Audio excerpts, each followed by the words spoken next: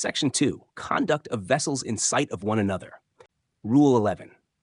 Application.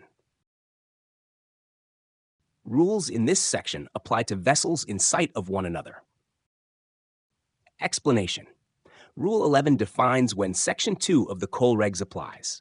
Section 2, Rules 11 to 18, covers conduct of vessels in sight of one another, meaning situations where vessels can see each other visually, not only by radar. This rule acts as a gateway rule.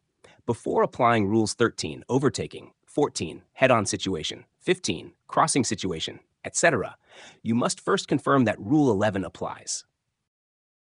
Key points. 1. Vessels in sight of one another. Two vessels are considered in sight of one another when one vessel can see the other visually, and this may be by hull, superstructure, navigation lights, shapes, day shapes. Radar contact alone does not mean vessels are in sight under Rule 11. 2. When Rule 11 applies. Rule 11 applies when visibility is not restricted and vessels can see each other visually. In these situations, the navigator must apply. Rule 13, overtaking. Rule 14, head-on situation. Rule 15, crossing situation. Rule 16, action by giveaway vessel. Rule 17, action by stand-on vessel. Rule 18, responsibilities between vessels. 3. When Rule 11 does not apply. Rule 11 does not apply when visibility is restricted, fog, heavy rain, snow, etc. Vessels are detected only by radar. In those cases, navigators must apply. Rule 19, conduct of vessels in restricted visibility.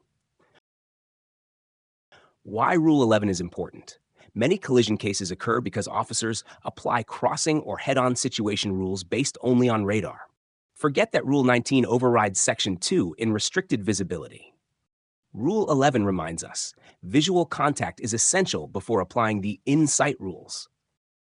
Practical example, you detect a vessel on radar at 6 miles but cannot see it due to fog.